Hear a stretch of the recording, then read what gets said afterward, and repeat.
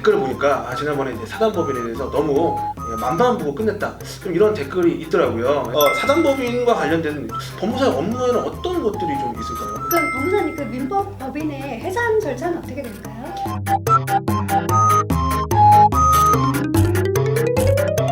안녕하세요. 법무사TV의 윤동현 법무사입니다. 안녕하세요. 문은지 법무사입니다. 네, 김경숙 법무사입니다. 이제 자연스럽게 마치 고정인 것처럼 인사를 지난번에 영상이 올라가고 우리 김경숙 법무사님의 영상이 엄청나게 빠른 조회수를 되게 올라가더라고요. 네. 정말요? 모르셨어요? 되게 김경숙 법무사님의 영상을 되게 유익하고 되게 좀 좋게 보시는 분들이 많이 있지 않나. 그래서 지난번 왜 댓글 얘기를 했냐면 댓글을 보니까 지난번에 이제 사단법인에 대해서 너무 만만 보고 끝냈다. 좀 이런 댓글이 있더라고요. 그래서 김경숙 법무사님이 원래는 한 번 출연하시고 다시는 이제 뭐 별로 이런 거에 관심이 없다 하셨지만 또 다시 이렇게 법무사 TV를 찾아주신 이유가 그런 구독자의 좀 기대에 부응을 하고자 뭐 이런 거 아니겠습니까? 네, 맞습니다. 오늘은 더 예쁘게 화사하게 입고 오셨어요, 법무사님도. 갑자기 왜 갑자기 라인을 탑니까 저쪽으로? 아니, 법무사님 왜 의상을 말씀 안 해주시네 해서 이 소매분 포인트 아닌가요? 뭐 무한 무슨 종교 같아 막. 제가 이러면서. 좋아한다고 말씀드렸잖아요. 저도 상당히 좋아합니다. 좀 멋있는 법무사님인 것 같아 네. 좋아하고 그래서 저번에 좀 이제 설립과 관련된 말씀을 해주셔서 이번에는 또 다양한 사단법인과 관련된 법무사의 역할에 대해서 말씀을 해주시겠다 이렇게 했는데 사단법인과 관련된 법무사의 업무에는 어떤 것들이 좀 있을까요? 사단법인은 우리가 주무관청의 허가를 받고 허가받은 3주 이내에 설립 등기를 해야 되거든요. 등기 업무는 당연히 우리 법무사 영역이죠.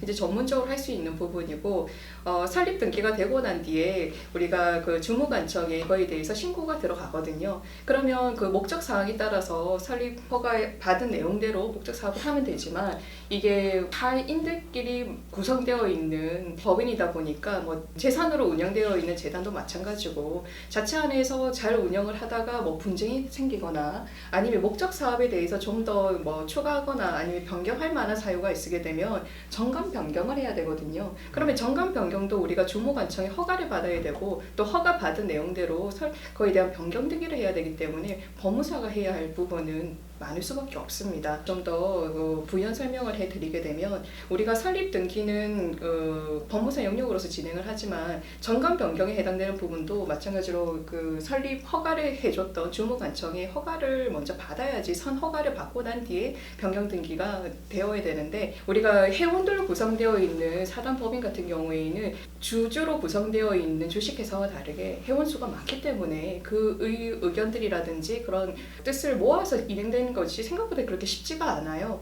그러다 보니까 저희들 법무사 사무실에 의뢰를 맡기시는 분들의 대부분이 어떻게 진행을 해야 되는지 단순하게 그 회사에서 이루어지는 것처럼 주청을 통해서 이루어지면 되느냐 문의를 하시는데 민법법인에 해당되는 거는 민법에 규정이 되어 있고 그 규정대로 진행을 해야 되는데 그것들이 상대적으로 그렇게 많이 아시는 분들이 없어요. 그렇게 되면 저희들 법무사를 찾을 수밖에 없고 그러면 제가 거기에 대해서 상담을 받게 되면 그에 대해서 진행을 하게 되는데 그렇게 되면 정관 변경은 우리가 주주총회와는 다르게 정관의 허가를 받은 내용대로 진행을 될 수밖에 없습니다. 그러면 정관의 규정에 따라서 우리가 구속을 받을 수밖에 없는데 그게 우리가 민법상에서도 우리가 민법 제 42조 같은 경우에는 정관을 변경하기 위해서 해야 되는 그런 절차가 간략하게 설명되어 있거든요. 그래서 민법상에서는 사단법인의 정관 같은 경우에는 총 사원의 3분의 2의 동의를 받아야지 그 과정이 진행이 되고 또 그 내용에 따라서 주무관청의 허가를 받아야지 그에 대한 효력이 발생한다라고 규정이 되어 있습니다.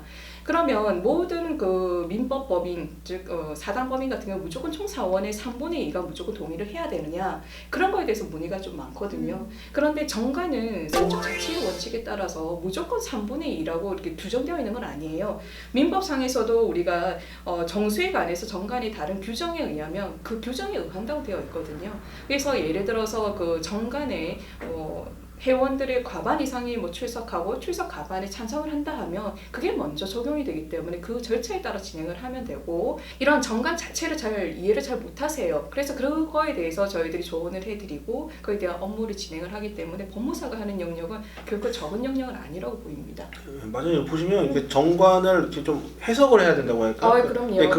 네, 그걸 통해서 정관의 요건을 다 읽어보고 저희들이 그렇죠. 이런 총회 이런 걸 그렇죠. 어떻게 하는지 우리도 또 안내를 또 해드리잖아요. 그럼요. 예. 저도 이제 사단법인 업무를 해보면 이게 총회를 진행하는 게 참 쉽지 않으신 것 같더라고요. 그럼요. 예. 이게 실질적으로 실무상으로 우리가 좋은 일이면 크게 문제가 안 돼요. 그런데 회원들로 구성되어 있는 아무래도 4인 간의 그 단체다 보니까 분쟁이 생길 수밖에 없어요. 우리가 뭐 A라는 의견을 내세우며 B라는 의견도 있을 수 있고 그다음 C나 D 여러 기타 등등 있는데 보통은 그거에 대해서 우리가 다수결의 원칙에 따라서 그냥 합의된 의견대로 가면 되지만 좀 이해관계가 있으신 분들 같은 경우는 끝까지 불복하시는 분도 있어요. 그렇다고 불복한다 해서 그분들 의사를 무조건 우리가 그 수렴할 수는 없기 때문에 우리가 정관에 있는 것처럼 종족수가 나와 있고 그 종족수대로 이루어지는데 항상 좀 반대하는 그런 견해를 가지신 분들은 나중에 하다 보면 자기가 원하는 결과가 아닐 경우에는 절차상의 문제가 없는지에 대해서 문제 제기하시는 분도 있고